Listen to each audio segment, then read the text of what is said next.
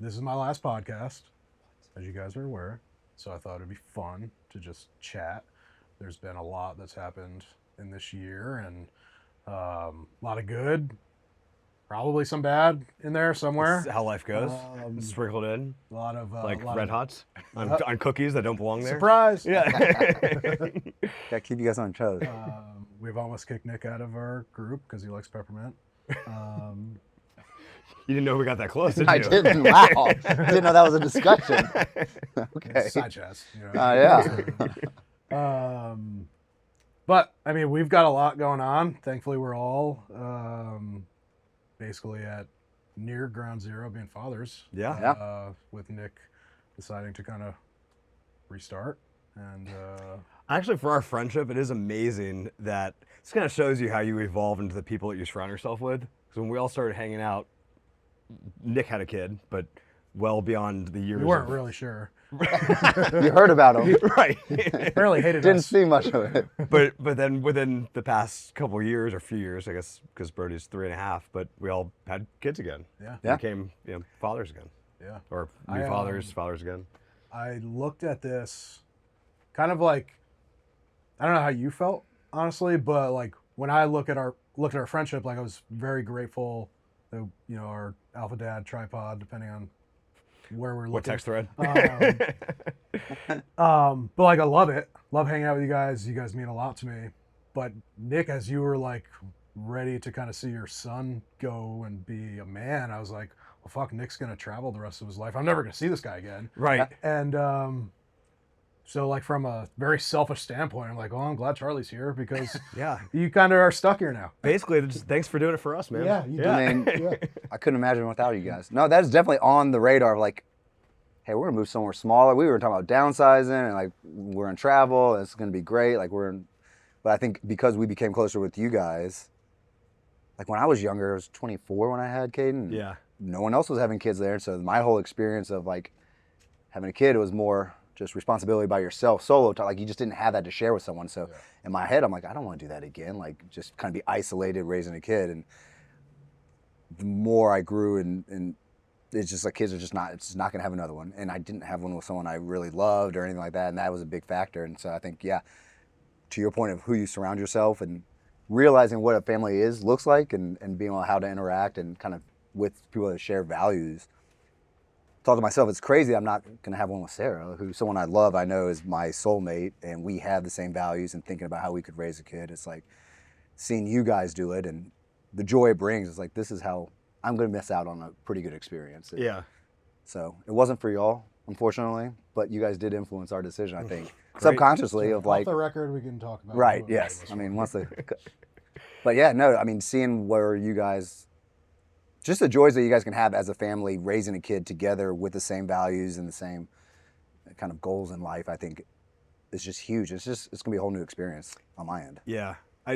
It's gotta be really interesting going through it the first time and the dynamic that you had with your Caden's mom at the time, and then doing it again this way. But I think it really brings in a really interesting dynamic into a relationship with someone that you love, because you have a independent relationship from having a responsibility of a child, right? Yeah. So like you're really, for lack of better terms, you're really just selfish. You're focused on like together yourselves, right? You're like, this is what we want to do. We want to go and do this, blah, blah, blah, blah, blah. And then all of a sudden you're responsible for a whole new generation and providing for them and showing them the right path and all those different things.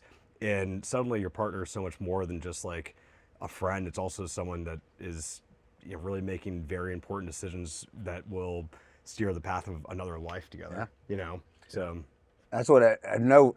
I'm sure you guys heard it too. Like people joke about it, like, well, it's good that there's people like you having more kids.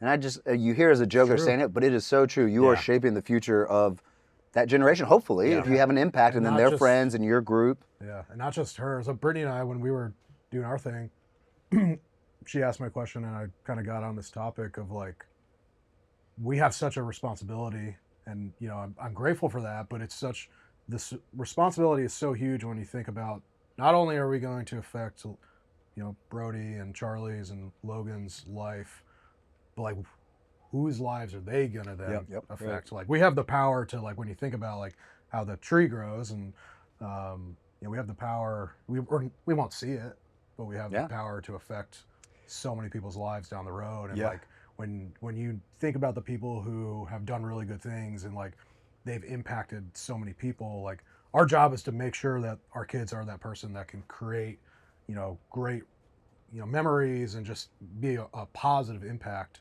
on everyone that they meet. So yeah, no, I think you're right. As you try to map out your aspirations in life, whether they're personal or business, you really think about leaving a legacy, and then you have a kid and you realize you're like, oh, this is by far the clearest path forward of leaving a legacy. It's like, this is going to be here, whatever I'm doing to impact their lives is going to lead into other lives and generations beyond that. Yeah. Yeah. I think it's exciting. I know too, being young and immature about it too. It's still a little selfish of like my life, and like I couldn't think long term. I was so. I mean, when you're in your 20s, man, you don't think past your 20s. You can't avoid it, man. Your mind's still evolving. Yeah, right. You're not even there. Yeah, debatably it is now still too, but whatever. But I do now, in my early 40s. Right. I do look long term, like you're saying, like how can I shape Charlie to be the best and with the community and where she grows too. But I think I'm learning a lot from with Caden as well. It's like, I mean, what do you think you'll do differently? Right, that's all I think about. Is like, what could I do differently than Caden? I mean, Caden is absolutely the greatest creation I've had, and I mean, there's nothing I would change with him because he's a great kid. Great, and I think I lucked out. Luckily, he was just that good that he was able to develop into the man that he is now. But there are things that I would do as a father. I mean, I think just with the way society is and everything, I felt like I was too involved.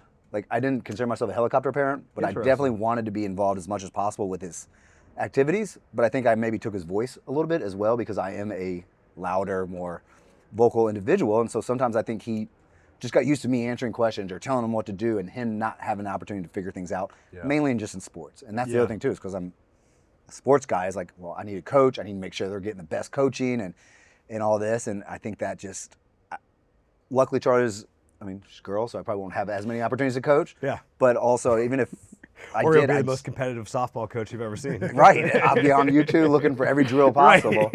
Right. It's funny. Actually, even today, earlier today, I was watching on an Instagram reel is Luke Kuechly and Greg Olson talking to each other, and they coach middle school football now. Okay. And I mean, those two together? Yeah, they coach. Yeah, their team is awesome. Legit. Right. How good is that? They're in Charlotte, that middle school. So cool. But Luke was talking about how when he first started coaching, he's like, I know everything about football. I'm going to have these guys do everything. I'm going to teach them everything. And after the first week, he's like, they just weren't doing what I was telling them to do. And then he was like, because they're 13. Right. He's like, it's not who knows the most about football. It's who knows the most about 5th and 6th grade football or 6th and 7th grade. Like what's going on in their lives right now. And exactly. He's like, I just need to set them up and let them play and just do that, not be as involved. And I just thought that was kind of just how we brought up right now. And I just saw that earlier. That's my same mentality is like, it's good to be there and be present and let them know they're being watched and all that, but I would not be as involved in the coaching and day to day. And I just felt like that was the one thing with Caden I wish I had done a little bit different. Just been a little more, let him find his way as opposed to me kind of helping direct it. I was skimming through an article this past weekend, the terminology helicopter parents, which we all know what it is. But so I introduced a new phrase now, which is lighthouse parenting. Which is the idea, I like it. Yeah, of just kind of being that guiding light. Heard it here first. Heard it here first, yeah. Mark, sweet. Maybe Wall Street Journal first, but then us. But being that guiding light and being there as a sounding board when they need it, but letting them fall on their face, make mistakes, learn from it, and grow. Show them a set of principles that maybe you believe in, or you believe that your family should have. But then allowing them to still build and create their own and become their own sense of person too, which I think is important, and recognize as a dad now how it is difficult to draw that line though. Like I would really hope that I don't naturally turn into a helicoptery type of parent. I don't really think that I have that, ingrained in me to do it, because eventually I'm just like, I want to step away from it. Yeah. But definitely like going too far the other way too, where you can't just be dismissive and be like, oh well, they're fine. It's like, no, they're not. They're playing in the street. Like like you definitely have to control them to some degree. Yeah. The point of us being parents is one of the biggest responsibilities of us is keeping them alive. Right. So, Yeah. so you have to do that. I Check think in that trying to off. create structure, I think that's the hardest part, is because you want to create structure because that's just kids thrive with structure, right? I'm just going to say that as a fact and move on. But not citing anything here. No Wall But- Street Journal article or that. Yeah, but no, I mean, structure is important, and I mean, we talk about it all the time. Like, I'm someone who inherently kind of rejects like a framework, but I recognize like structure is how I actually achieve things in life. Like, I need to put myself in those constraints so I stay focused. Otherwise, I'll veer off and whatever. And kids are the same way. They're constantly exploring different activities and different interests, but like, you need to try to keep them focused on the right path and allow them to, you know, stop, try something new, but keep moving forward in that direction. So like, how do you keep that path, you know, the map forward to what it is, but still allow them to veer off, make mistakes, but come back to it? Yeah. You know? I think you kind of asked that question rhetorically of like, how do you keep them on that path, or how do you know like you're not crossing that line as well?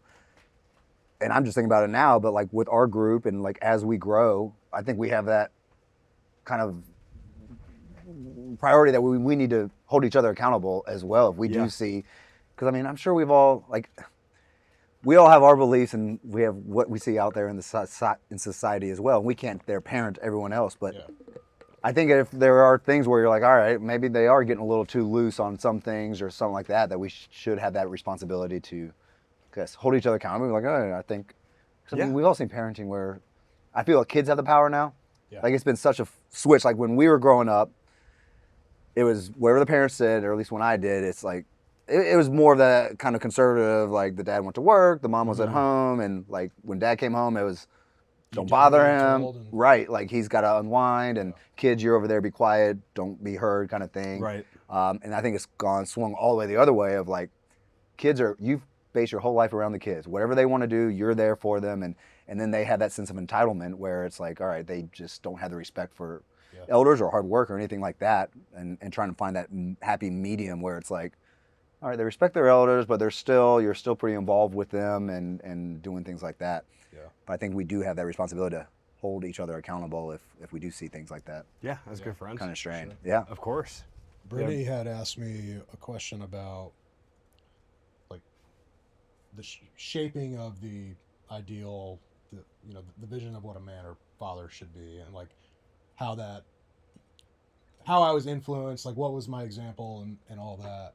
And I have a pretty good idea. I've seen like what I don't want to be. It was only until most recent years like I've seen what it is I want to be and what I think a good father is. But we were talking about how like when I grew up, it was very much like the dictator type of, like that's the type of man that I saw. And things are like, I'm trying to be so much different and being more of like the leading from the front, showing the good example, and like that's what I want Brittany too, but Logan to turn into, and not just like dad said this, so you got to do that. Like that's not what I want to see within my household.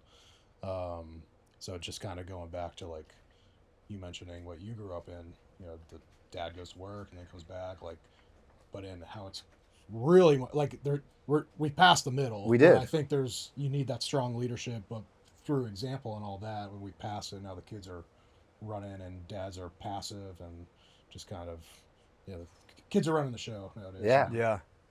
Yeah, that's what I don't want to cite any examples if people see this out there, it's going to reach a lot of people out there.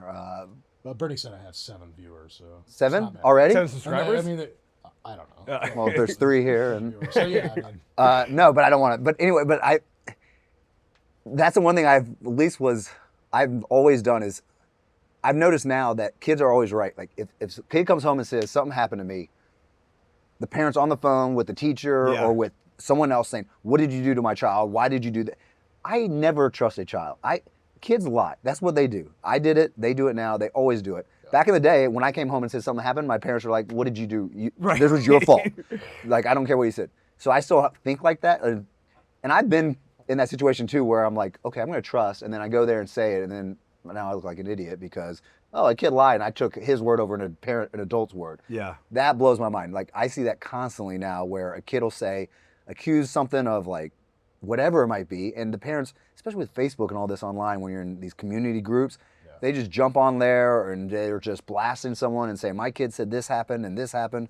And everyone just all of a sudden just assumes like, yep, the kid's right. Like I don't know how society has given 12-year-olds the power to manipulate that. yeah, or to trust them and be like, yeah, I'm going to trust a 12-year-old over a 40-year-old. Like, when did that happen? Yeah. I don't know. That frustrates me. Same, maybe at the same time, some people have given their kids the authority to cut their balls off. That's 6 years old. I guess that goes right into that. Oh yeah, you can now choose in whatever store you want, physically or not. Yeah. Not good. What do you guys think when, like, say, Brody and Charlie get to 18? What are like the strong values that you want them to hold? Have you thought about that? And I mean, we might have different ones too with boy and girl, like what that's true. The expectations are. Like, I mean, I'm sure you want more of a protector, provider, and I mean, I guess I'm going to go traditional routes on it. But with Charlie, I want someone that, I mean, I want it all. I want her to be feminine and still a girl, but also want her to be kind of tough, but not like bullyish and like I want someone like when they're like they respect her, but they also still see the. I'm not great with enunciation, but like the femininity of her. I think you nailed it. Right. Good job, yeah. I had to slow it down for it. I mean, that's ideally what it is, and someone that has the compassion. Like, I don't. It's for me. I always can say, okay, what I did with Caden and what I want to change, and that's the one thing is stepping back and letting her discover herself and things like that. I want her to have that opportunity. Not to say with Caden too. I think you had mentioned he definitely failed, and that was okay. I just didn't. I don't want to tell him what his direction. I think when he failed, like I tried to tell him how to fix it instead of him figuring it out. Yeah. The other thing too, and Caden's great. He's no entitlement. He doesn't think he deserves anything or anything like that. But I don't think I really exposed him to the rest of the world as much too, and like maybe the not so good half. Like he grew up in a good environment. He went to good schools. And that's something I think like with Charlie, I definitely want her to volunteer more, be more part of the church, like things like that, where she can see. Again, it's not an entitlement. Caden definitely he is the least entitled kid I've ever met. Like but he's okay not having anything, or having everything. Like it doesn't matter either way. I want her to really appreciate it. Of like being exposed to like third world stuff, right? And just really kind of being like, yeah, I want to help that out. Like, so I think for that too is just getting more exposure to the world and how the other half lives, maybe. Yeah. I think it's interesting that you put like the age of 18 on it, because that's like the first where my brain heard that, it was like jumping just to that. But like you can look at it just broadly speaking too, right? And I think that 18 is that cutoff age because we're like, well, that's when they leave the nest and whatever. Yeah, but my thought is like, okay, but when they go to college, when they're away, that age, right? Like, who do you want them to be? Yeah, yeah. Well, I guess just really quick, just touching on what you were saying too. Like, I recognize that my parents did a good job in having my brother and I do volunteer work and that kind of stuff, so that we recognize the value, and I think it would be considered one of the principles of my family growing up was to give back to society. Yeah. My parents worked really hard to get to where they were, and then once we had what we did, like they wanted us to go and give back our time in most cases, because that is what we really could give back and make the biggest impact with. And I definitely carried that forward, but in terms of like real exposure to how the other half lives, and certainly like when you look at it on a global level, and we're talking about like locally, it's like, well, go and see how South St. Pete lives. It's like, dude, go like see how like a third world country lives. Right. Like a real. Like, it'll really change your perspective, But I think there are still lots of opportunities throughout life to be exposed to all of that, and that's part of him going into adulthood is experiencing that on his own as an adult, and then formulating his opinions on how he's going to approach it, digest it, and decide if he wants to give back to it and try to improve it and make a difference in the world because of it. Yeah. Like, I think in a way, almost that when you see it through the lenses of an adult mindset, it hits you more impactfully, because when you're doing it when you're 10, you're just like, why am I handing out food at a shelter? You know what I mean? Like, you don't really appreciate the fact, you're just like, this, when I'm done with this, I can go play Nintendo. Like, you know what I mean? Yeah. When you're an adult, you're like, holy shit, like, look what happened. Like, I was given a lot, just completely luck of the draw to have this family or whatever in front of me. This person didn't, and look where we are in life. Like, what can I do differently to improve that, And I think that using the luck of the draw, like I feel like that sometimes kids don't understand that too. Like they feel like they I don't know if they deserve it. Yeah, like they earned this life that they have. It's like, man, you were born like, and like the people that weren't born into it, that was the luck of, and so it doesn't mean they're bad or they just, right. Like you got to understand they're still humans as well, and they just had, bad luck. Like they were in a bad situation, born in a bad situation, bad country, or whatever it is. And I feel like as a kid, that's hard for them to understand that. Yeah, for sure. I guess touching to that and just trying to think it through and have a thoughtful response. But I guess at the time when Brody would like leave the house and be outside of my, direct guidance and, for lack of a better term, supervision. Yeah. Just knowing that he has the courage to do the right thing even when other people aren't. Yeah. Also, honestly, I expected that from you. I think with us both, like we've vocalized how important integrity is. Yeah, I mean that's really that's kind of like just another way of defining that, though, right? Yeah. But I mean, especially I just think back to like when I was 18 and what I don't know what kids are doing these days, but like when you're 18, like everyone's out of the nest and everyone's just doing dumb shit, right? And some of that's fine. Some of it's part of experimenting and just like living life and making mistakes, learning from them, being like, okay, I shouldn't do that. But then there are some things that are just wrong, and people making bad decisions that can really impact them and haunt them for the rest of their life. And it's not uncommon for, guys to get into circles like that where it becomes a little bit of like a chest puffing situation of doing dumb shit. Yeah. And, if you don't get caught, it might not haunt you forever, but if you did get caught, it would really be bad. So recognizing that he has the power and it takes someone that really has bravery to say, I'm not doing this, and step away from the situation. So that would be important to me. Yeah. And also, looking out for people in those situations, like just as simple as if you're at the bar and, some girl's too drunk or whatever, like making sure she gets home safe. And just like that means sacrificing an hour of your evening, and you might be having fun, but like you might be saving someone from also having a life-altering situation happen to them. For sure. Yeah. And then I guess like, aside from just morality, like, going into business, like recognizing that you need to blaze your own path, and that the effort that you put forth, I think you've used this term, but effort is a great equalizer. And, I've really, that resonates with me, and I felt like that was always something throughout my life that if I didn't have a natural ability in something, I felt like I could work for it. And I don't know why, because some people don't feel that way. Some people are like, well, I just can't do it. But I think it's really important, like as fathers, to teach our kids that they can achieve what they put their dreams are, but showing them that doesn't just mean, hey, I want to achieve X. It's like, okay, do you know what it's going to take? Because that's what you need to truly believe that you can do. It's not just attaining this, it's doing everything that's hard along the way and recognizing up front that there are going to be times of great discomfort and that might even seem like unhappiness, but that's what it takes to get to where you want to be. Yeah. So. Yeah. So, for me, and I'm going to continue referencing, I feel like everything that Brittany and I had talked about kind of just plays into our conversation here. But we were talking about that, and when I was kind of going through middle school and high school, I was very much like pushed around by what other people thought of me, and not that social media was really a thing at that point. A little bit in high school, but like those outside influences and factors really kind of pushed me in a direction, and like I wish that wasn't the case, but it was. And so for Logan, like I really want her to find who she is genuinely, and just be whoever that is. Yeah. And have like a strong backbone and some integrity of like who she is as a person, rather than letting other people kind of help her make decisions. Yep. So like just kind of being that person who I recognize, like I wasn't really myself growing up.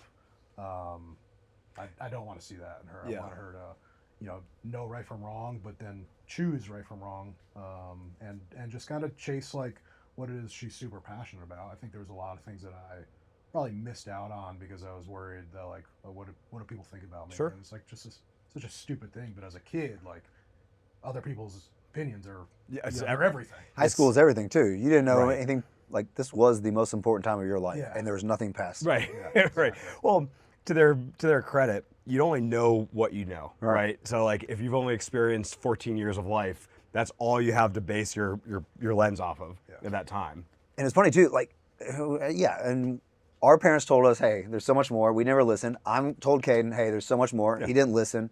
Yep. Then tell Charlie, she ain't gonna listen. Right. But it happens for everyone. And it's crazy too. Like do have a group of friends from high school that I am still tight with. I talk to daily. But I'd say the majority of people, when you leave high school too, you change. You never see them again. So these people you're trying to 100%. impress Yeah. and try to make sure they think you're cool. Yeah. Yep. You're probably never gonna see them again. The Absolutely. people whose opinions Right. either mattered the most or like were the cool kids are still back home and they're not cool kids. Yeah. They're not. Right. Right. Yeah. Yeah. I think it's very normal to be growing that way. I mean, I think it's until maybe your late 20s, 30s. I mean, everyone's different, but you don't really truly settle in and be like, this is who I am. You know, you're just like, I don't give a fuck what other people think. This is just who I am. You know, like there's always that outside influence through those growing years, and you know, you're trying to find what your circle is, where you fit in, and then you just kind of get to the point where I think you can go independent for a little bit. At least I felt like that happened to me. And then you eventually just start finding people that actually connect well with what you've defined as your personal principles or interest or whatever. And it's a whole different circle typically from who was there before. And it's pretty rare for what you have done with Megan. I mean, you guys have known each other and kind of like, and you've grown with each other, where typically you grow apart. I feel like Sarah and I always talk about that. If we had met in our 20s, no chance we would have gotten together. Yeah. We talk about it and we still say it's a miracle. You know, honestly, like it's amazing. It is. But I mean, it's so funny because you've grown, I don't know. Yeah, no, now I look at it and I'm like, I can't imagine not knowing my partner, my spouse, that deeply as like who she was back when she was effectively a teenager. Yeah. You know, hopefully I don't get arrested for saying that. But You were. I was a teenager too. Yeah. In fact, I was to clarify, I was younger. So it's actually her. She's getting Don't arrested. arrest my wife. Yeah. But no, I mean we talk about that all the time, and I think that was anytime people ask her like, you know, what do you have for advice for relationships? Or it's like you got to grow together, you know, and if you don't, like you're gonna separate, you know, eventually. Yeah. Oh, yeah. That's it. You know, I really do believe that if you love someone enough, one, you should have enough commonalities in your interests and principles and what you guys are trying to accomplish together in life, that when one person's trying to grow, it's still on a similar path to the direction you're going to go.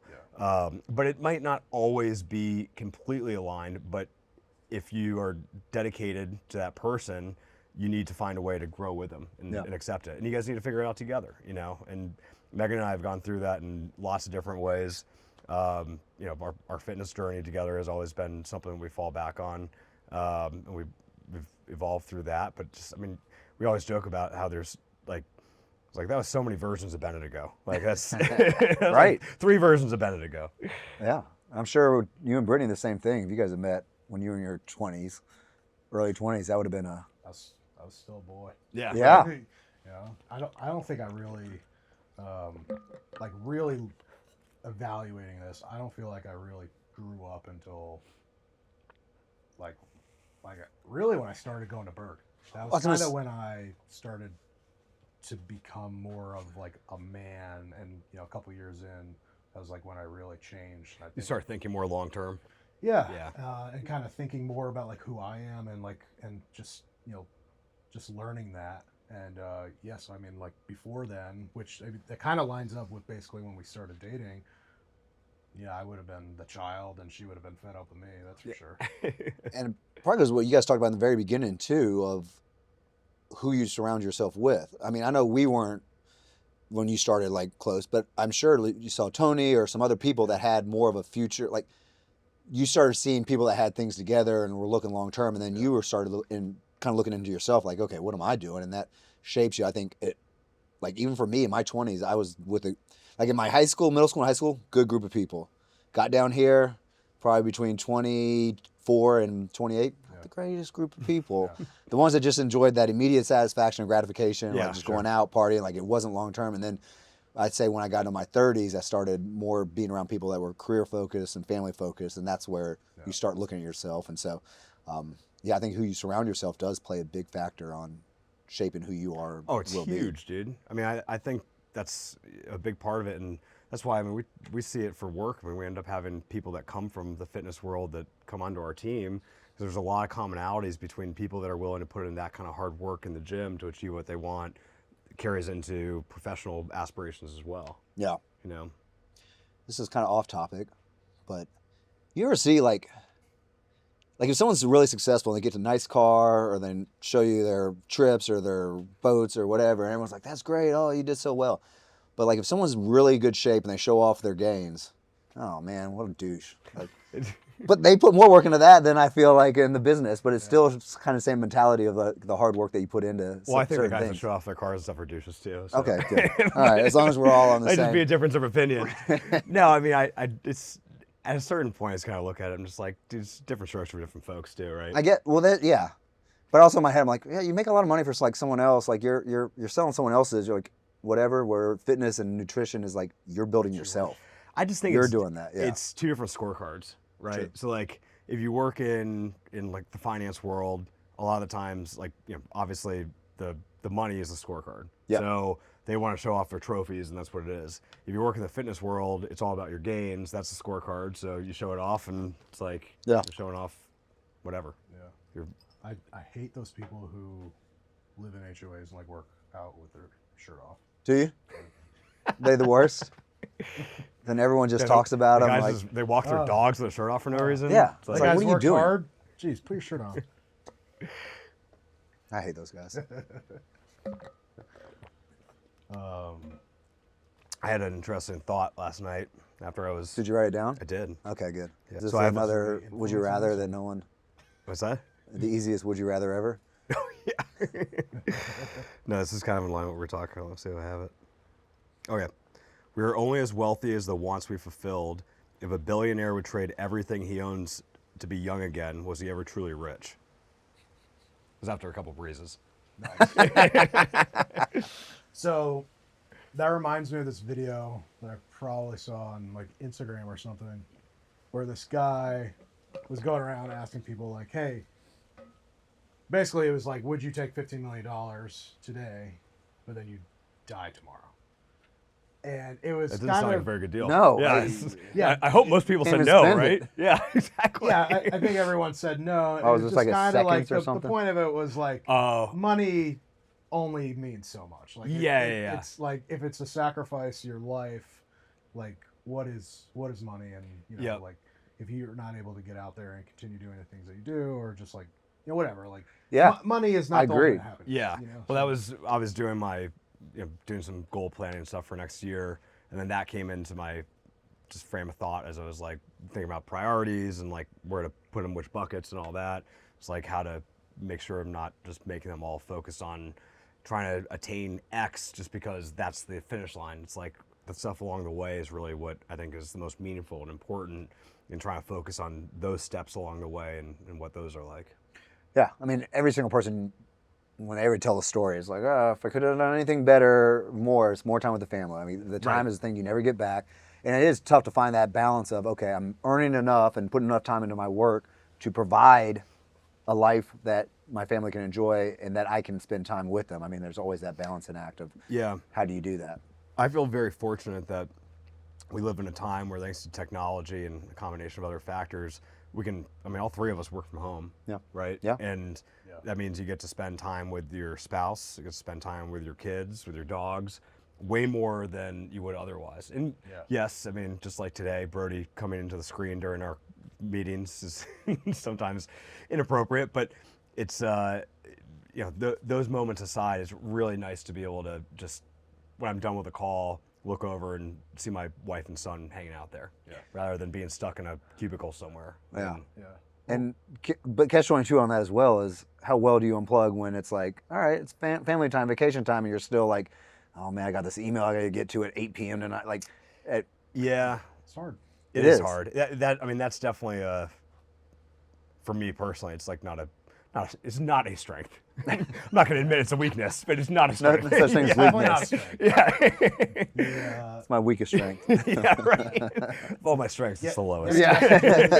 Getting messages when I know you're with your family or doing, Yeah. doing something. I'm like, just stop, leave me alone. Yeah. Yeah. Get back to me later. Or then I see, emails come from you at 2:30 in the morning, and I'm like, Yeah. Bennett, just enjoy. Yeah. Go to sleep. Turn it off. Yeah, it's That's hard. At that time, that's what I'd like to be doing as well.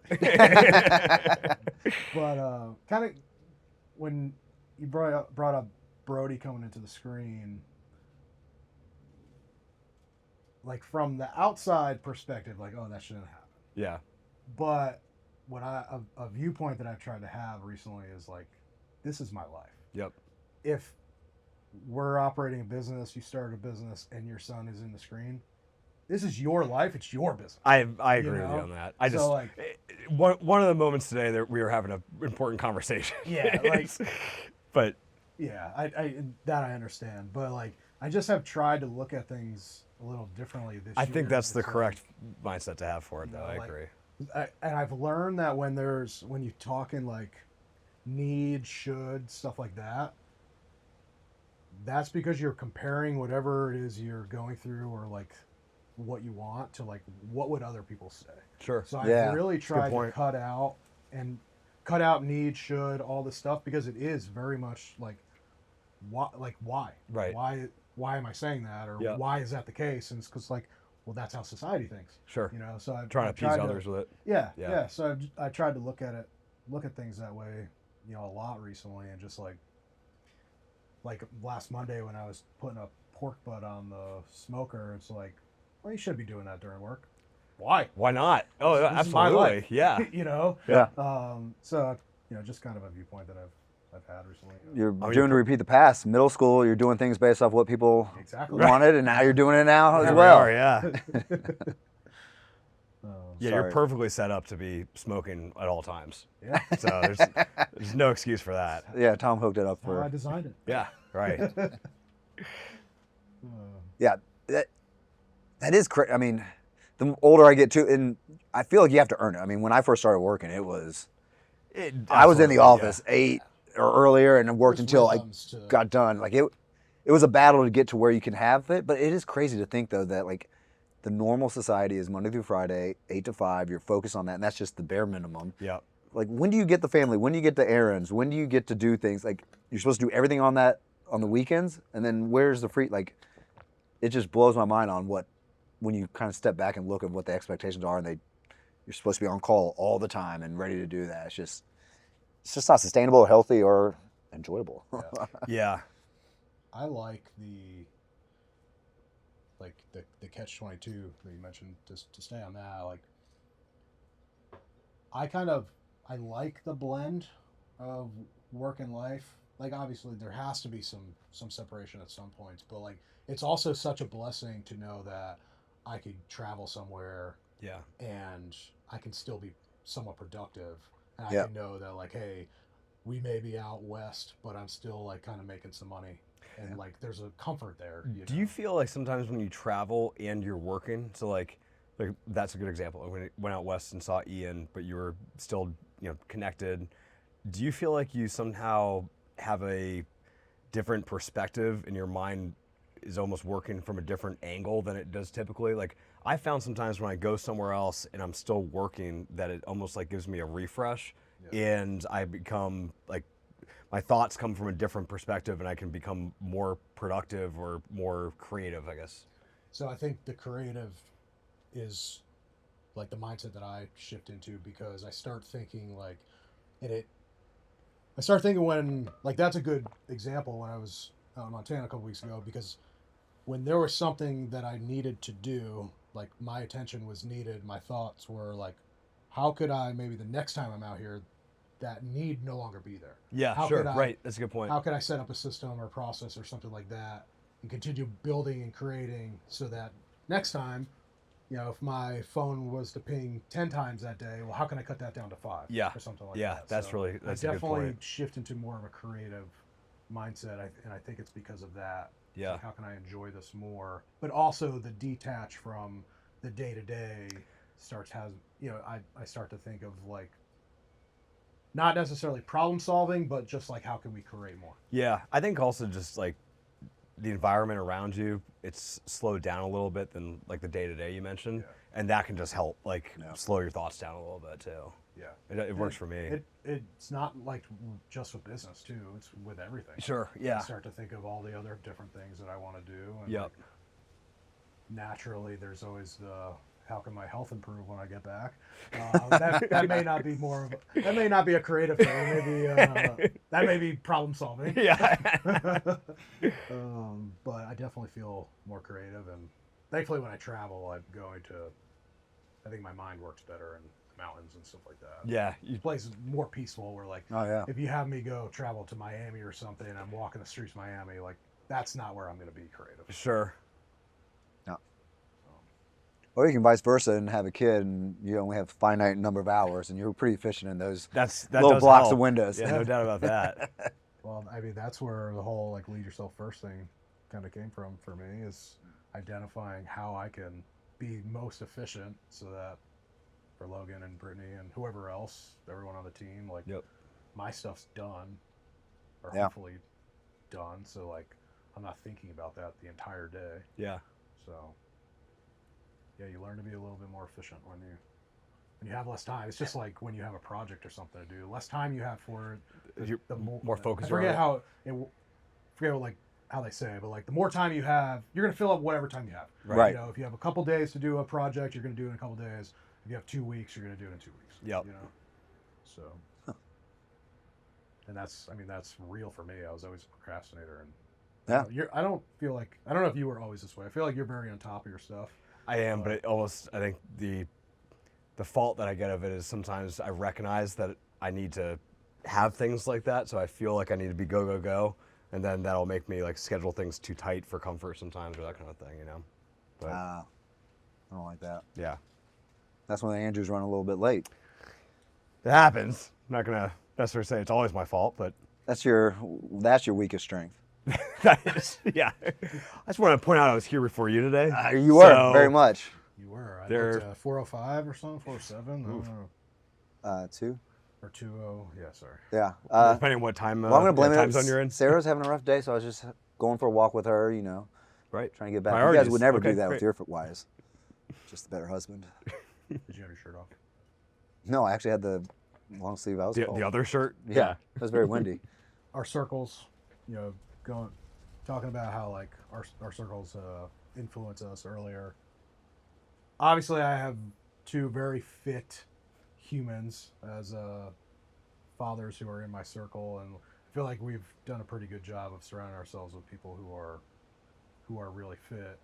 And I don't honestly know where I was going with that. That just spaced out, but.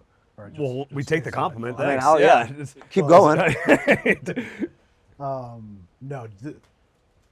For some reason, thinking about Nick walking with his shirt off just made me think of like our circle of friends. We got a lot of.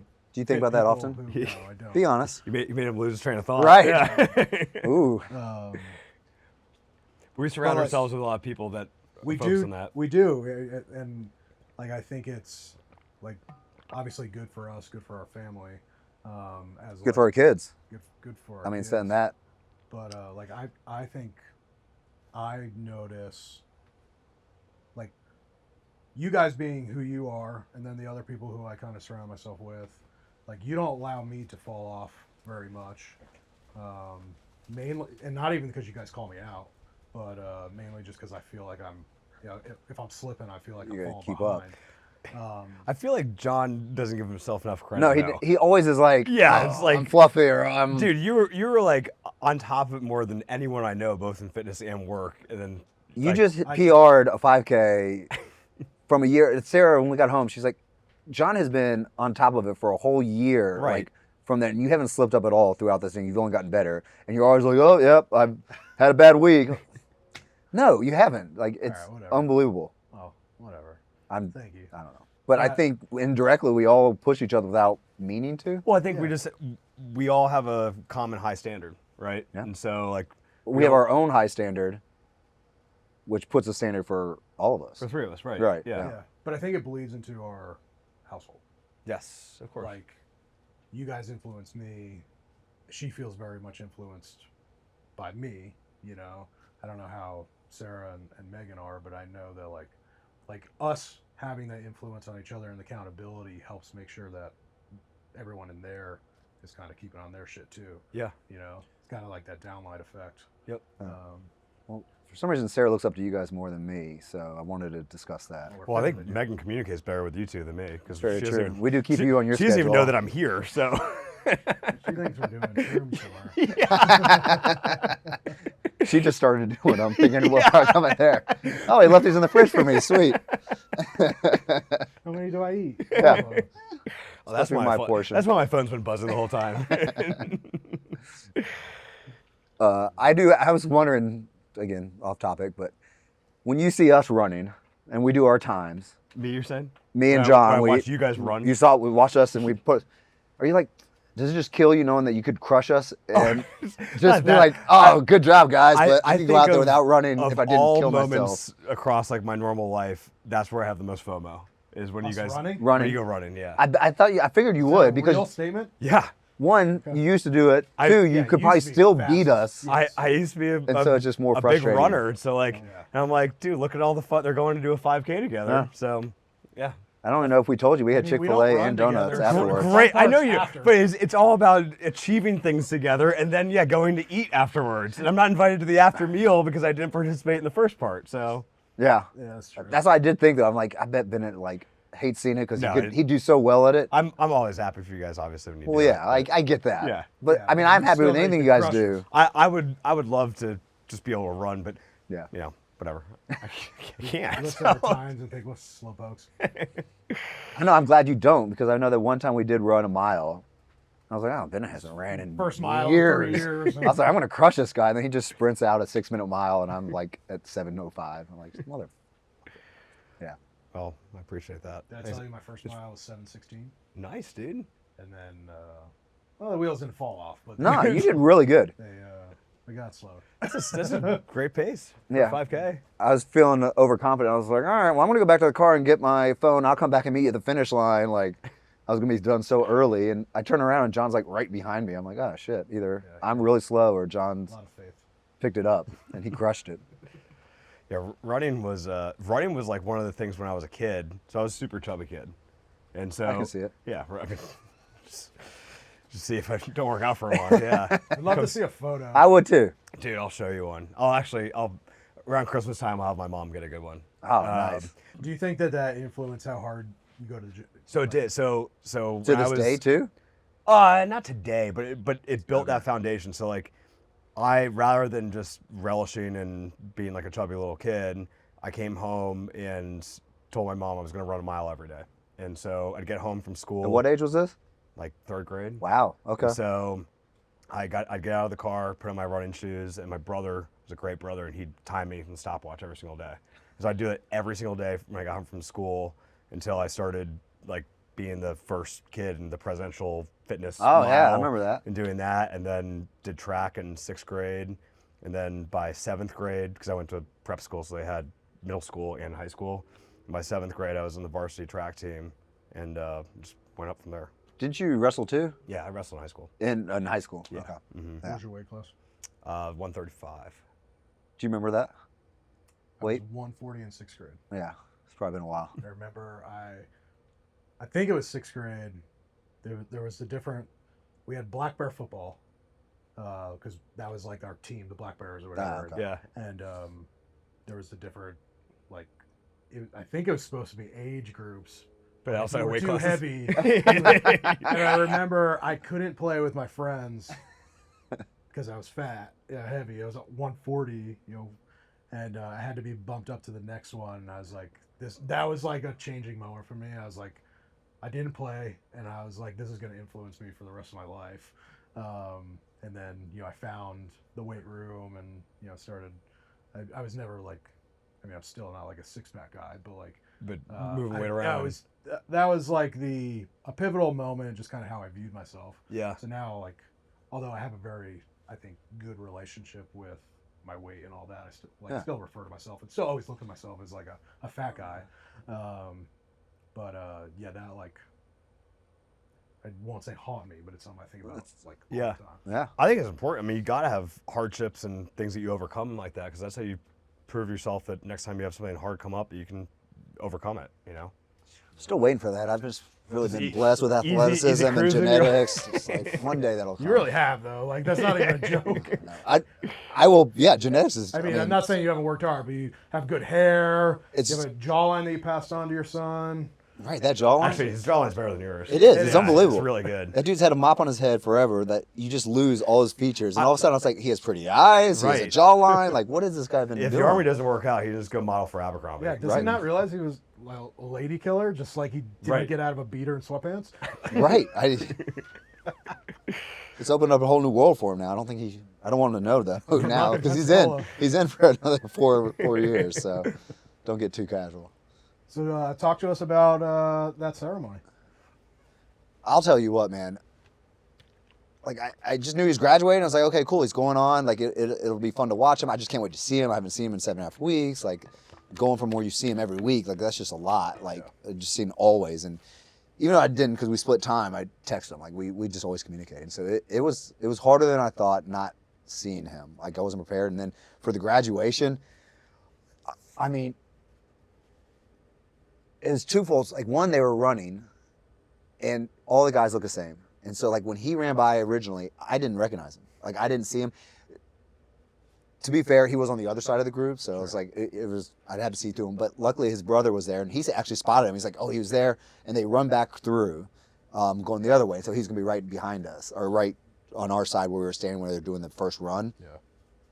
And so I knew he was coming, and I still had a hard time recognizing him because, one, he was looking a little thicker, which is great. Like he thought he was losing weight, but he put on weight. But this is probably the first time, like he was just focused, determined. He just looked like he had a purpose, and he just hasn't had that. And like Nice. I wasn't ready for that. And he just looked like a man versus the boy that left only 7.5 weeks ago. That's like a lifetime of age, though. It is. And when you do have like, I mean, yeah, in high school, it's just, he's a smart kid, and he didn't really, I don't want to say push, like he took AP, like he took a heavy course load, and he did really well. But I think it kind of came natural to him. Like it was something he could just do schoolwork, and he was good at Where it. Came from. Right, I don't Genetics, know. all Not, those yeah. gifts. Skips a generation or something. And so I just think like he was like, okay, this is something I just have to do. But now like seeing him there, where he just had a purpose and determination and focus, and like you yelled, like they couldn't look over, like it was just he was just. It was a lot. It was a lot, and just thinking about how much he's grown over that month, it was so impactful. Like I still look at the videos, the pictures, and I just can't believe that's him. Yeah. And it just makes me proud, and knowing this was 7.5 weeks, what's he gonna be like in 4 years? Like when he comes out, like it's A lot can change in a short amount of time with Yeah. with intention. with intention. That's Yeah. I think that's it. There's a purpose now and drive, and he seems focused.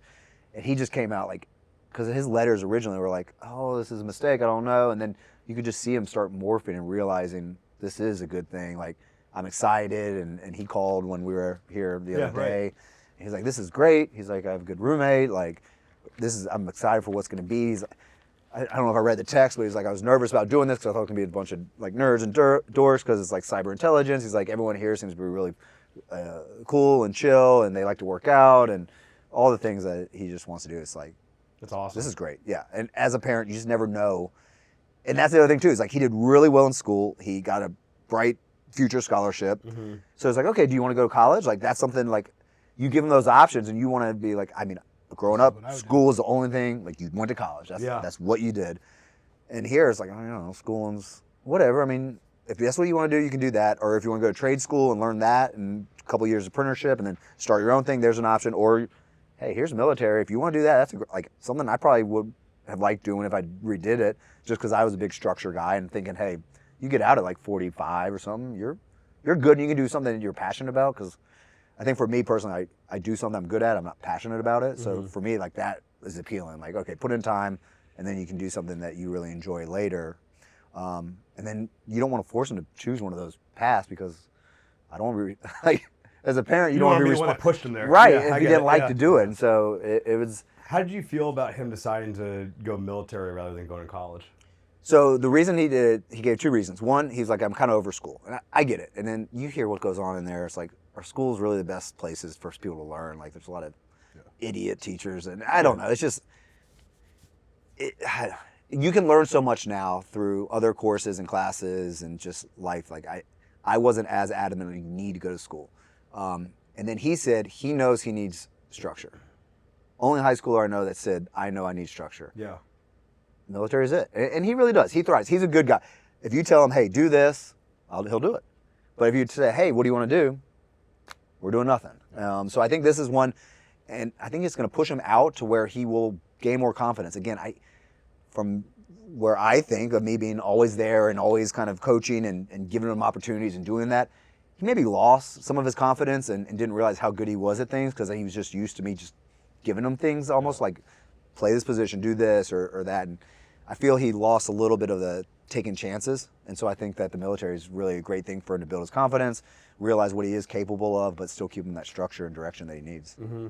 So I'm pumped and excited. And I don't know, America can rest easy. We got Caden out there on the front line. It's awesome. Yeah. I mean, is that what you guys, I know both of you guys mentioned college for Logan and Brody. Is that the end goal, or do you freedom to do whatever at that point? No, I think it's interesting hearing your perspective because you're the only one out of three of us that actually can like walk the walk with it.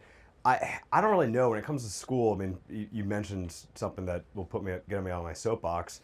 I just think the entire higher education system these days is kind of a sham. Yeah. You know, one, you look at Financially, it's crazy too. Like, well, that's what I putting mean. These kids into these. So I think ever-ending debt. Like, yeah, the huge advantage I had when I came out of school that I think allowed me to take risk financially. So my dad, I have two mentors, my dad and then my father-in-law, and both of them are like the most anti-debt guys you'll ever meet. And I'm interestingly like, even though I'm not crazy about leverage, but like you need to use it in real estate. It's literally like the only way you can grow, right? And the only reason I had that opportunity, I think, was because I went to college. I had bright futures, so I had all my school covered, and then my parents had done Florida prepaid.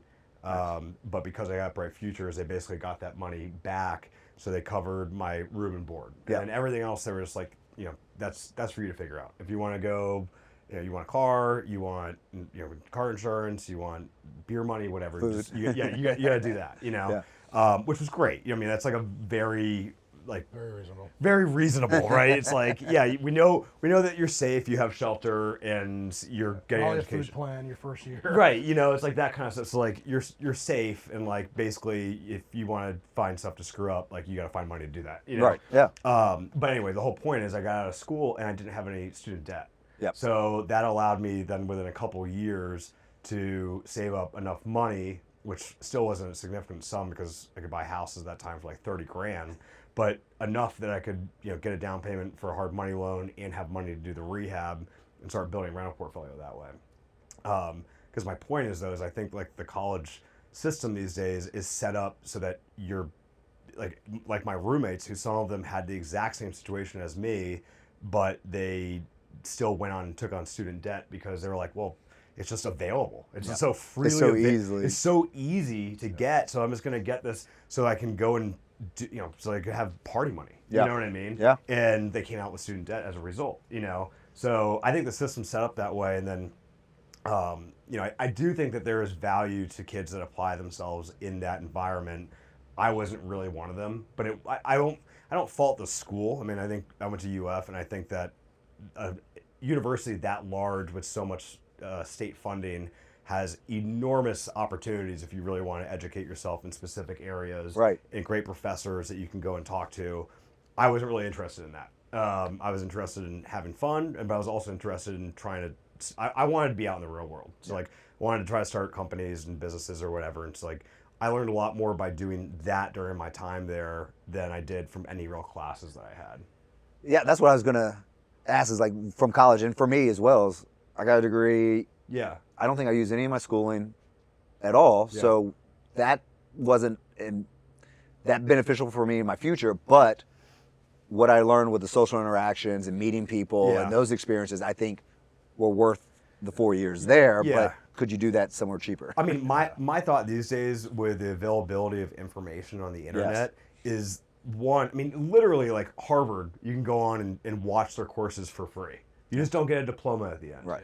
So it's bullshit. It's like, so what? You can go and literally take 4 years of courses from one of the most accredited universities in the country, and there's not just a $100 test you can take at the end to show that you learned it, and then you're just like, hey, I don't have the real diploma, but I have like the government issued one. You know, like at least to show that you're capable. They're like, no, that doesn't. We're not letting you do that. You got to take out a loan. You didn't take out a Yeah, sorry. Yeah, it's, right. It's 80 grand for that. Okay, it's like for what? You know what I mean? So like that to me just seems kind of ridiculous. And like, there's just so many kids that match the description that you talked about, where they don't use their major for anything. I mean, honestly, dude, if you're not going down a path that's going to put you to be a doctor, where you need to have that hands-on experience, you need to be in that learning environment, or maybe finance, where it's like, hey, like you definitely need to have these courses, and then you're getting into finance, like that's it. But like, dude, if you're getting a degree in advertising or marketing for me, like I was marketing too. Yeah, never once used that. The only thing that was good in marketing is that it was in the School of Business, so I was exposed to some finance classes and like accounting classes that I would not have been interested in taking, but I'm really glad I have a foundation in some basic accounting. So I understand some gap. Not well, but I had a few semesters of being exposed to it. But like, you know, I started as a public relations major, and at least I was smart enough to be like, well, I'm not learning shit in this. So, because I could study, I mean, I still took it as a minor, or like went to mass comm. Any of those mass comm classes, I wouldn't go to any of the classes, and then the day before the test, I would just get a study packet, breeze through it for a few hours, and then go take the exam, and then do it again a month. You know, it's like, I'm like, how am I learning from this? It does teach you how to be resourceful. Creative. Yeah, creative. It's like, you know, I went to a small private school from middle school into high school, and it was the opposite environment. It was probably like what a small college is like, where you have 15 people in a class. The professor knows everything about you. You're noticed when you're not there. They're there for extra hours. And I took advantage of that stuff and was very, like, I was a great student in middle school and high school. And then I got to college, and I was like, I don't need to be a great student anymore. Like, no one's here to hold me accountable. So as long as I can just get the grades that I need, which I did fine, like, that's it, you know? So, like, I didn't think it was a true environment that really fostered learning in the way that it's designed. I think that it fosters maybe maturing in a safer environment. You can do a lot of dumb shit in college towns and get away with it that you can't do in a typical town. You know what I mean? Because they kind of get it. Right. Like, they expect it. They expect it. Like, there's an entire university police department for it. Like, you know?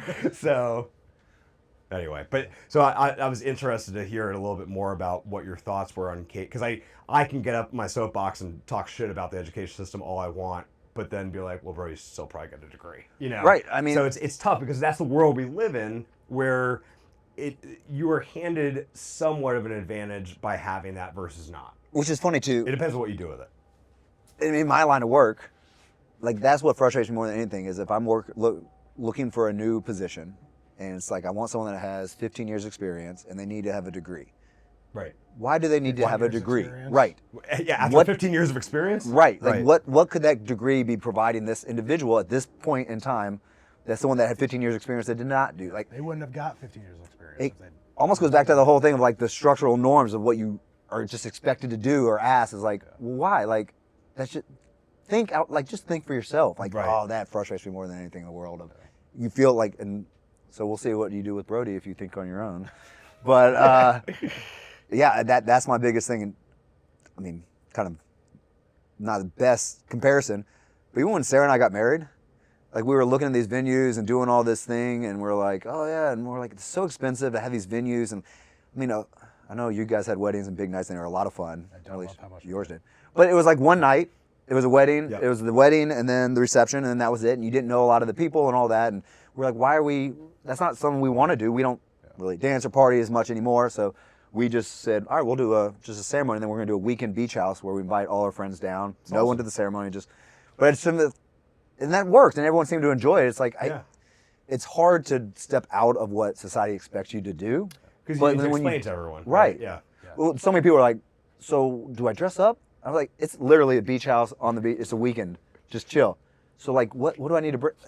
A towel? Come when you want. Yeah. Come when you leave when you want. Like it was. Yeah. That's cool. But when society, like, I think even just stepping out, that's the hardest thing, is just kind of being brave enough. I don't want to say we're brave for having a beach house for the weekend, but but just doing something that's not expected, or that's not like, that's just the path. That's tough. Like, I mean, I'm sure you're just like, I feel like I would be letting Brody down if I did not push into college.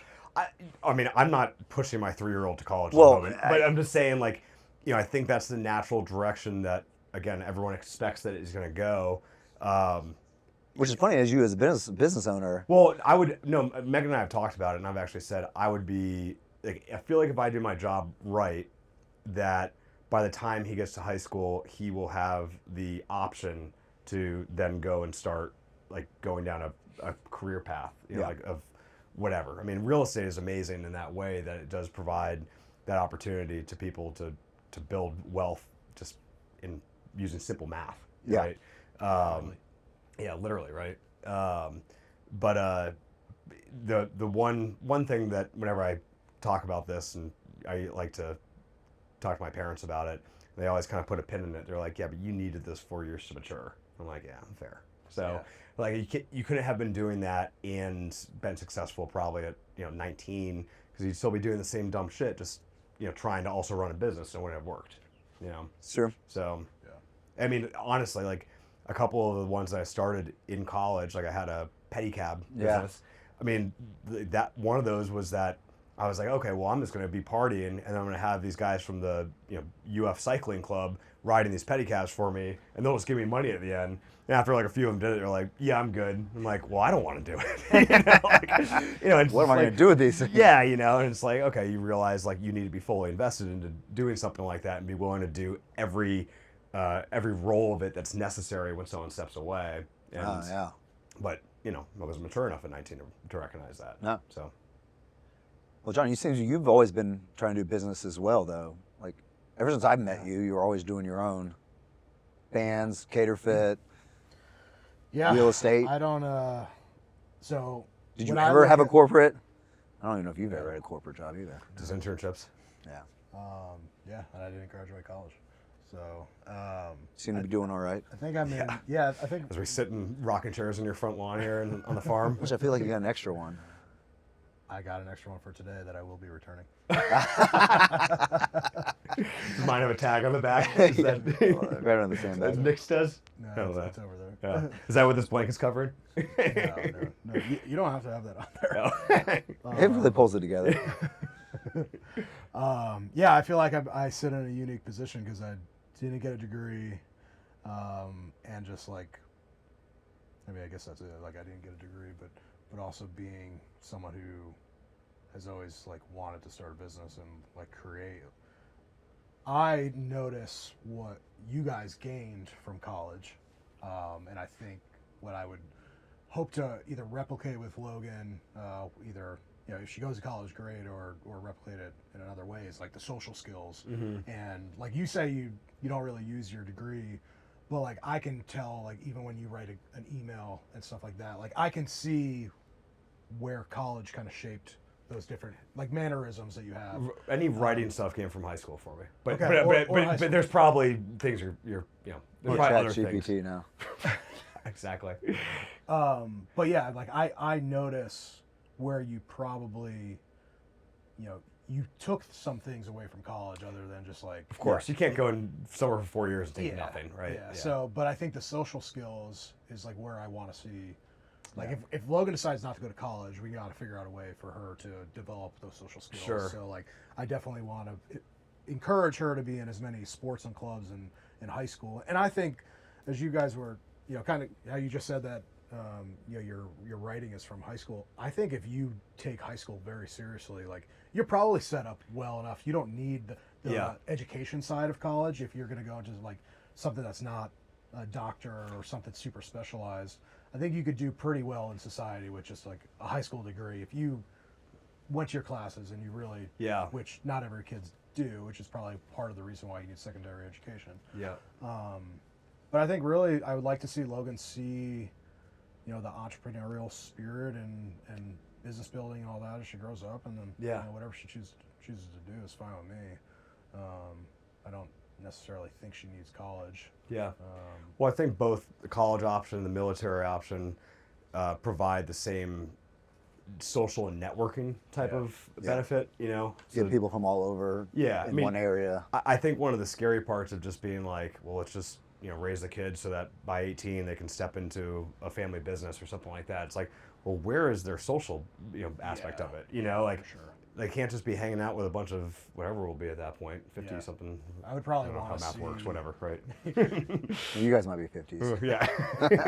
Yeah, I would probably want to see Logan, like if we had a family business that she could step into, like I would want to see her go fall on her face a little bit doing something else. Yeah.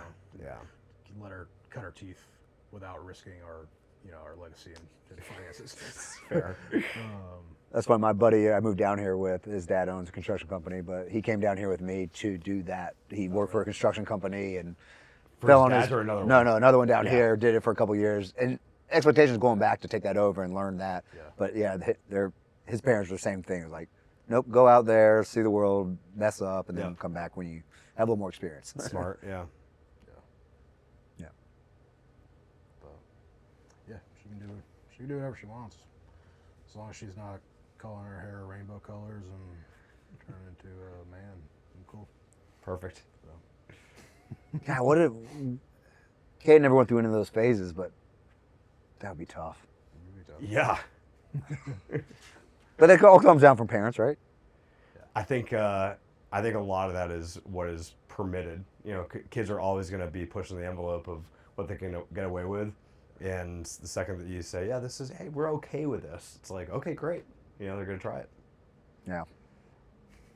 Well, okay, you guys talked about this earlier too, especially with girls. I think it might be tougher, and I don't know how to navigate this. And like with social media and things like that, I look good and bad. Caden was on social media for 6th grade for about 30 minutes, messed up, got into a fight at school because of it, because he didn't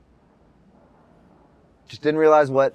Didn't realize it was the internet? Well, and kind of like I think a lot of kids these days are the keyboard warriors. Like, I can say something here, and then there's going to be no repercussions because whatever, and then, now I got to face this person. Yeah. And so he learned the hard way, and this was in 6th grade. And then he got off social media. One, I made him at that point. Like, obviously you're not old enough and mature enough to have this. Yeah. He never asked to get back on it. I'm sure eventually he will get back on it. But curious on how, especially who knows in 10 years what the social media will be. Like, that line of, I don't want you on it, because I know, especially with girls, like, it's hard to teach that, hey, this is someone's perfect life. It's not their real life. Mm-hmm. But then also being like, well, they don't have it, so now they're being alienated because they aren't on social media. Like, I don't know how you're gonna handle that. I think, like, that's an identity problem or you know, question.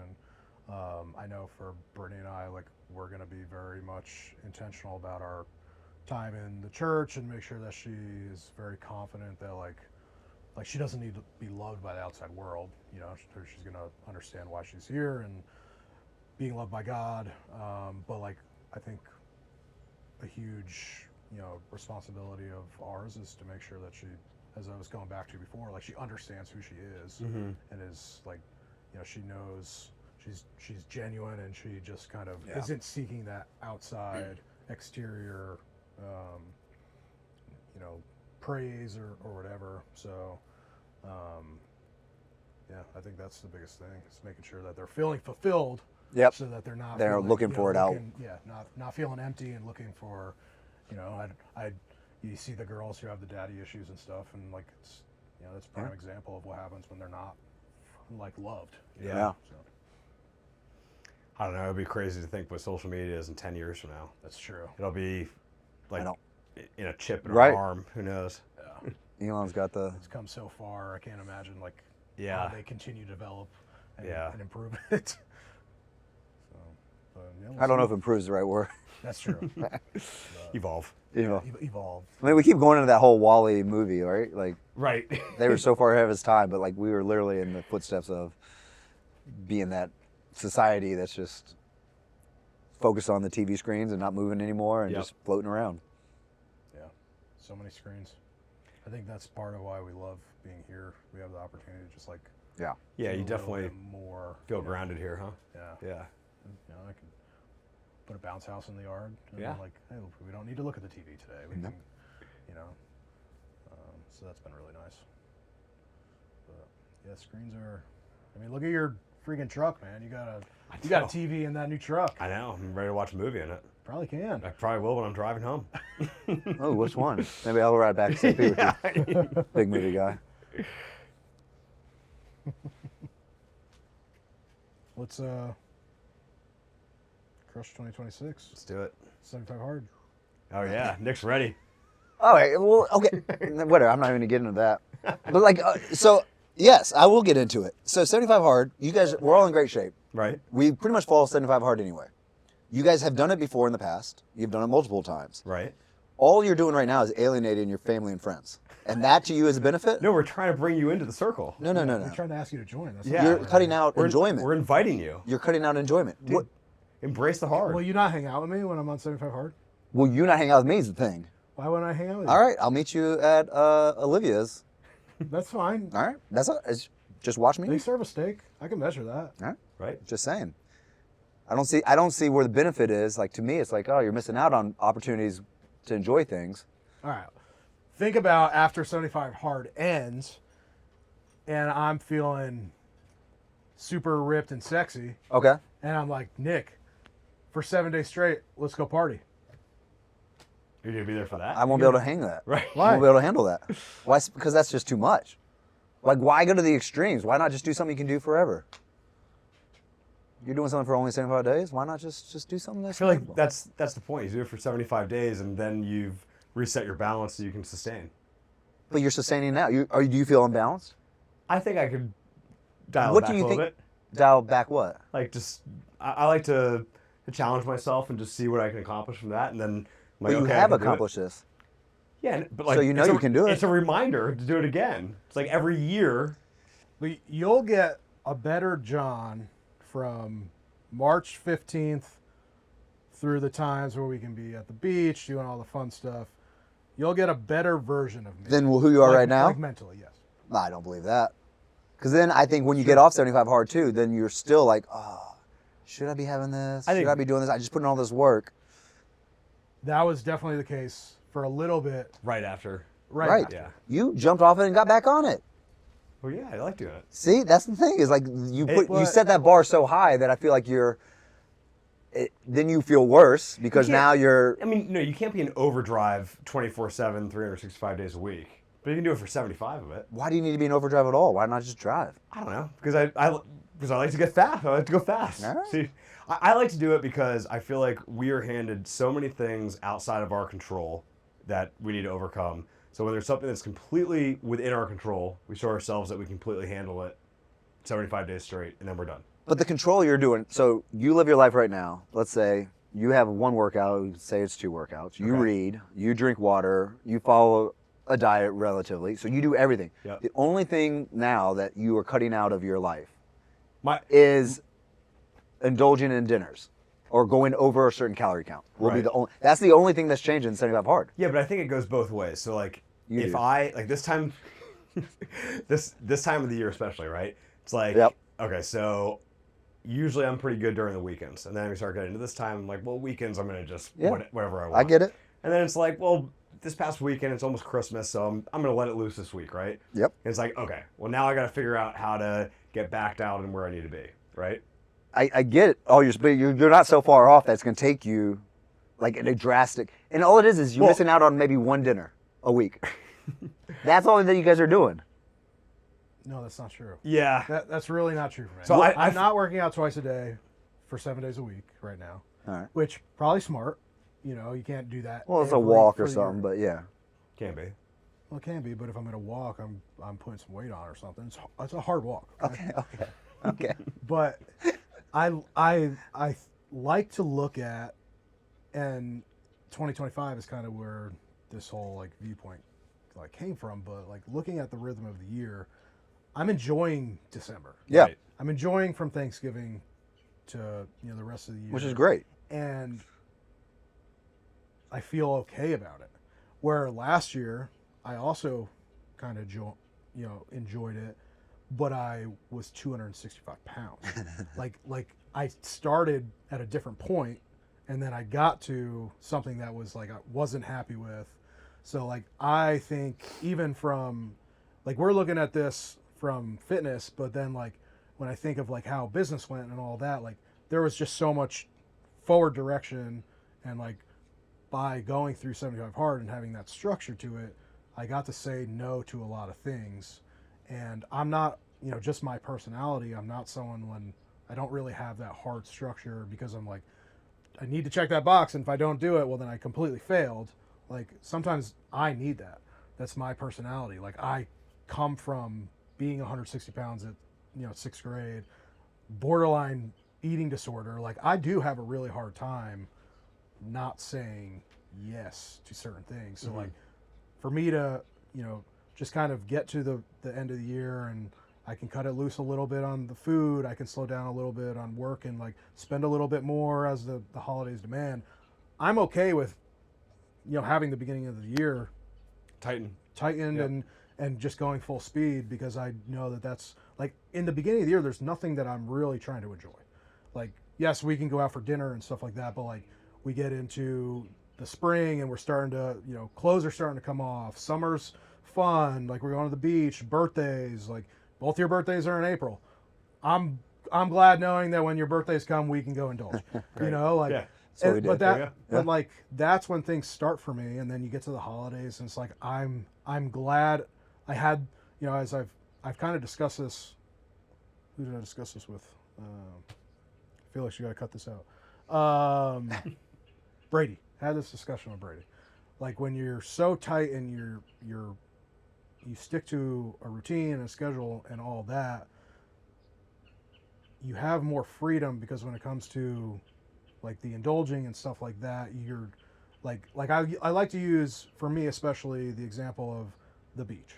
If I stick to my routine, my workouts and all that, and I really put the work in leading up to the time where I'm going to be going to the beach, well then I'm going to feel good at the beach. I'm going to give more to the people around me. Where if I don't do that and I'm feeling really shitty about myself, I'm going to leave my shirt on. I'm not going to be willing to like kind of run across the beach with Logan, because I'm going to feel my fat jiggling, you know? So like by me just putting in that hard work when I know like I don't really need it to give it to something else, I'm going to be a lot better of a human the rest of the year. So I'm cool with first 75 days being really hard. Well, maybe this is me just being wiser and older. And we talked about you can never get back time. I love that you guys want to challenge yourself and do things that are hard. And I think you should. And you should put those goals in there and things that are not just easy to check off. And this is me being selfish. But when it bleeds into taking away time from friends and maybe family and enjoying moments and things like that, is it really worth it? As fit as you are and as healthy as you are, you know and I know if you go out to eat with someone and you have something and they don't, you feel bad at eating. And it's like, all right, is your family feeling bad that you're over here having steamed broccoli and they're over here having an ice cream cone? Or really, is those 75 days of one day out with ice cream with your kid, is that more important or less important than staying on the 75 hard? I don't know that there's that many moments like that though. But there are moments but even that you in are skipping out on in the 75 hard, is there not? No, I mean, no, I don't think so. Okay. I mean, like I'm thinking like with our friends, like what we're doing right now is fun. Yeah. Right. Yeah. And we're gonna go work out after this and have fun. Right.